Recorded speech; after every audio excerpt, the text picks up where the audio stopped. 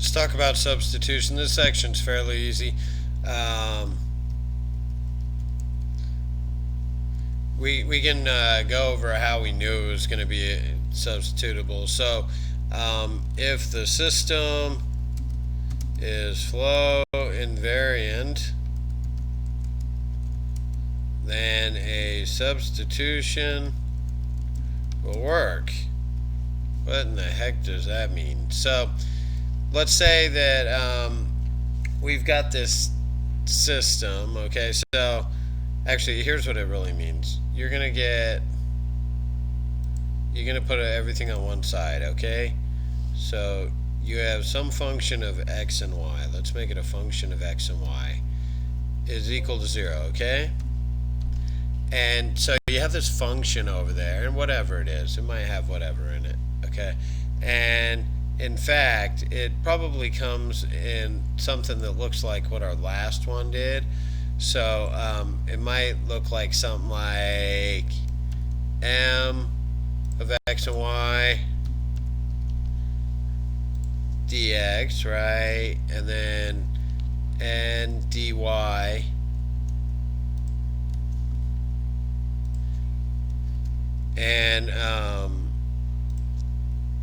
and that probably equals 0, right? So then if this is the case, then we know that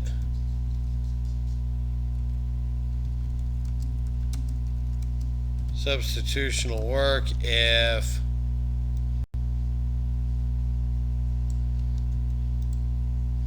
we switch out this with, say, tx and ty, okay, and that equals t to the alpha of the original thing. In other words, I can factor out something, okay?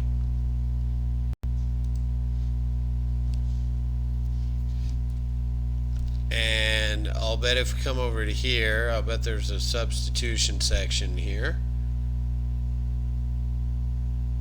Maybe, maybe not. Oh, this has a whole section on integrating factors. Hey, this is pretty good. Alright, fine. Okay. Well, at any rate, we would say it's flow invariant of degree alpha. So this is then, so that's flow invariant of degree alpha. Okay? And whatever alpha is. So if this alpha is like a 2, then you're degree 2. Okay? And so let's go check this on one of the homework questions. Okay? So we can easily access our homework here. And so we have this, right? And the easy way to check, think of x and y are in feet, then you're going to get feet and feet, which is going to be feet, right? Okay, so wait, we're going to only use 2 substitutions, okay? Use 2 substitutions. Why only 2? Because there's a whole bunch of them you can use, and there's really not. If you can do these 2, I can teach you all the others pretty quick, so we'll just do the 2, okay? So y equals u times x, and then I'm going to forget which letters I used, and then we're just going to do this randomly. X equals v times y. Okay, so these are the 2 substitutions I'm going to use, okay? One of these 2. That's it. You could do all kinds of crazy stuff. People like spent their whole life coming up with a good substitution for one model or another, and that's awesome. We're not going to do that right now. So here we go. So we have, let's see if we can type this real quick. So what do we got? X plus y dx plus 4x dy equals 0. Okay, and they give us this initial condition, right? At this point at 1, 2. Okay, that's my initial condition, right? 1, 2, that'll be with the x, y I'm going to plug in. Okay, so you don't always have to do this, but see if substitution works.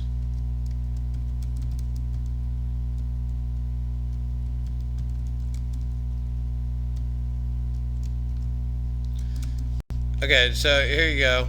I'm going to replace this.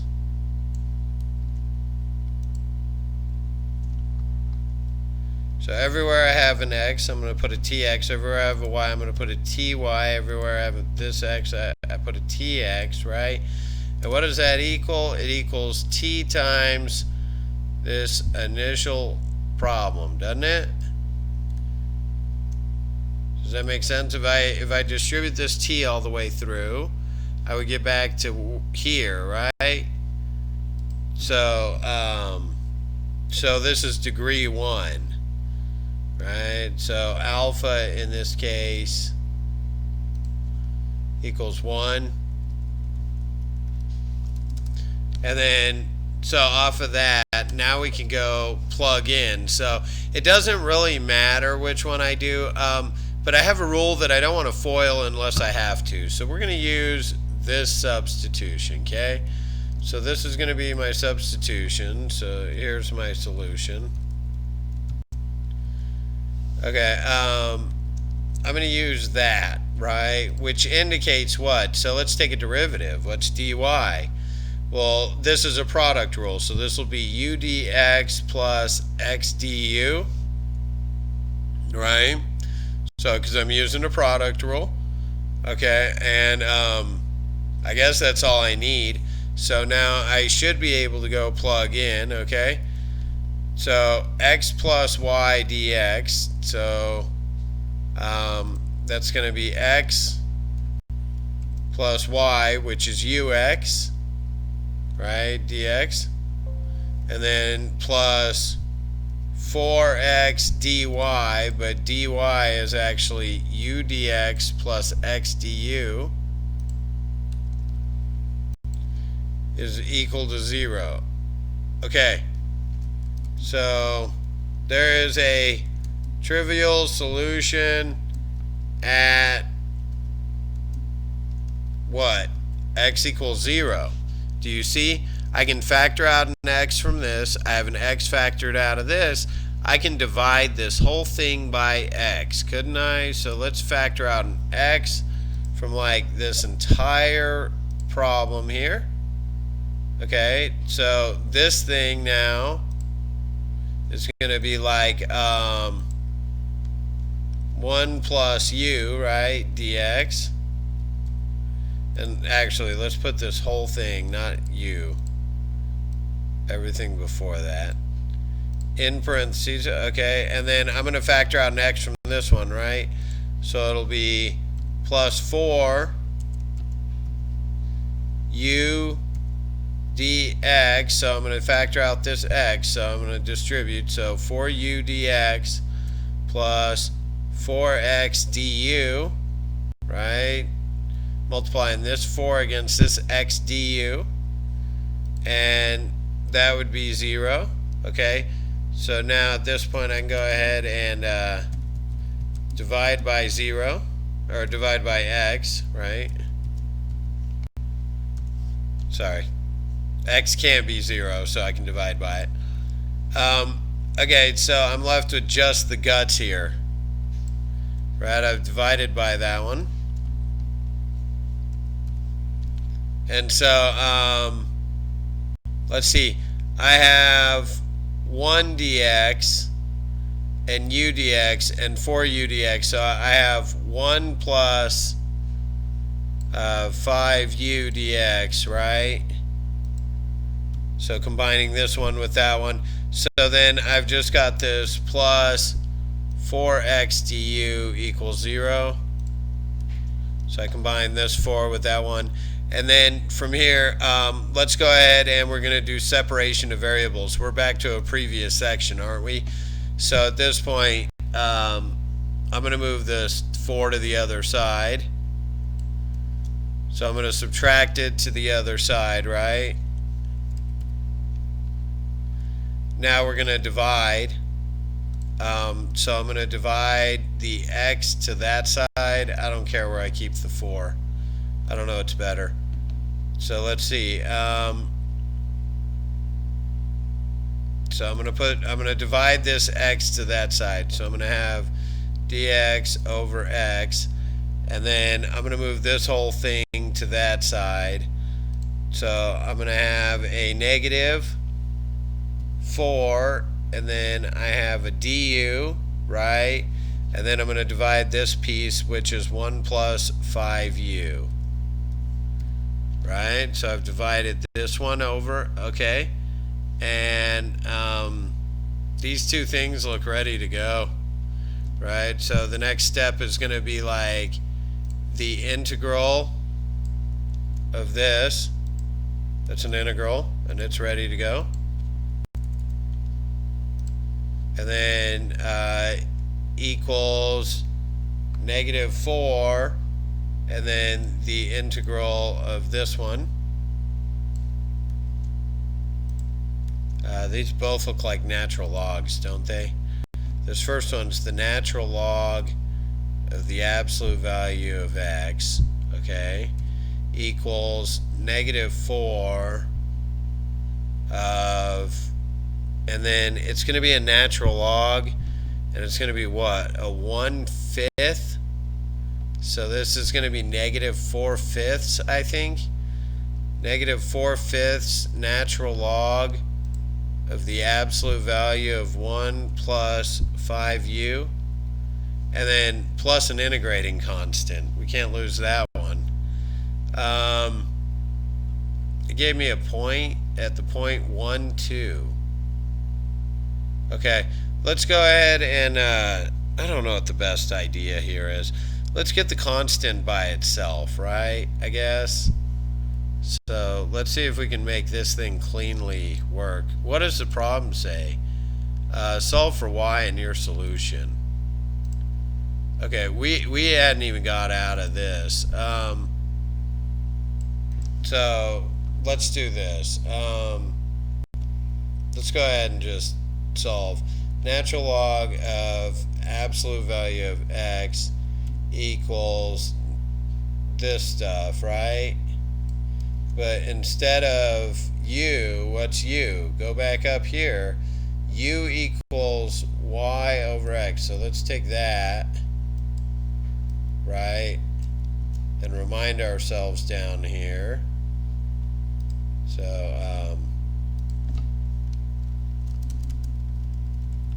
recall that is that, so that u equals, we divide, wouldn't we? Y over x, okay? So that means that instead of this u, we should replace it with a y over x, okay? And it said to solve for y. What could possibly go wrong here? So here's what we're going to do. We're going to add it to that side. So now we're going to add this to the other side. Okay. And then we want to solve for this y right here. I wonder what the easiest way to do this. We could move this over there, and then or we can combine the logs. I'm looking at all our options here. You know what? We should go back one step. Okay. So let's take this and let's rearrange it so that this is on the other side. And then, right, so I'm going to move this 4/5 to this side, and we're going to move the natural log to this side. We'll see what our luck is here. Okay, now I'm going to multiply by 5 divided by 4. So the constant will stay a constant, right? Because 5/4 times some number is still some number. So, but this is now going to have a 5/4 in front of it, right? And now I should be able to do e to both sides. So I'll just get this inside part here equals, and then here, let me put it in here so I'm not skipping a step, e to this whole mess, right? And let me show you, that equals e to the c times e to this kind of bad looking thing right here, right? Which is going to be a new constant. E to the c is just going to be some constant, right? And let's manipulate this one more time before I remove it from that form. So this is going to be actually, that thing is going to be the exponent now, right? Because it's a logarithm rule, which is just going to be c times x to the negative 5/4. That's fairly amazing. And so I'm as surprised as you are. Okay, so this now should be able to be copied here, and that equals this, right? So let's go ahead and subtract 1. So we're going to have this whole thing minus 1, right? Move the 1 to the other side. Now let's go ahead and divide by 5. I guess this is a good time to do this. So then I'm going to get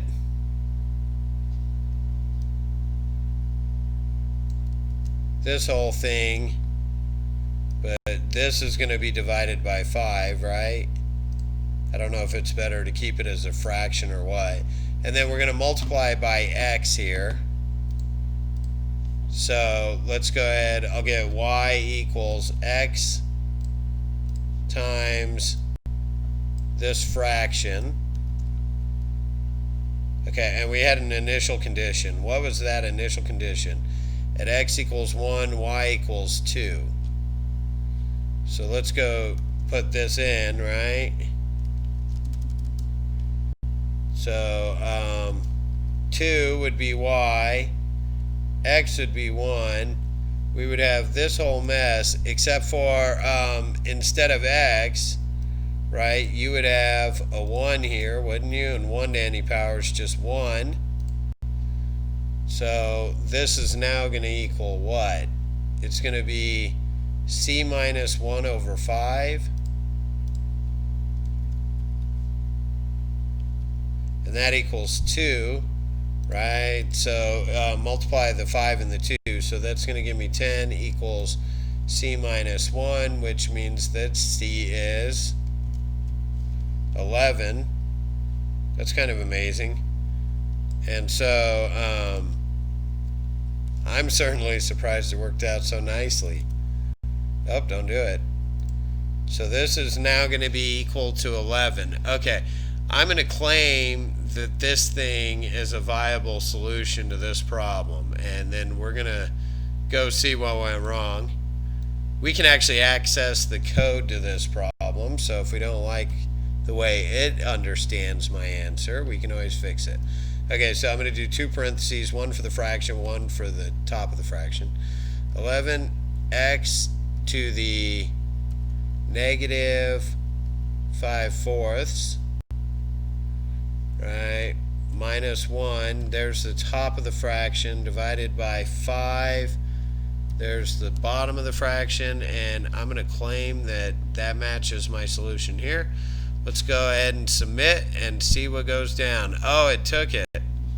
Fantastic. Okay, so these problems are pretty much all like that. There's only a couple of them here, so it shouldn't be too bad. You can see that they could be challenging just in the integration. Just work through it and do your best, okay? Just think about, like here, this one will be a little bit messy in the solution. You can do it, just work your way through. It's more of an integration issue than it is the problem itself, okay? I'll post this all, the problem with it. Good luck.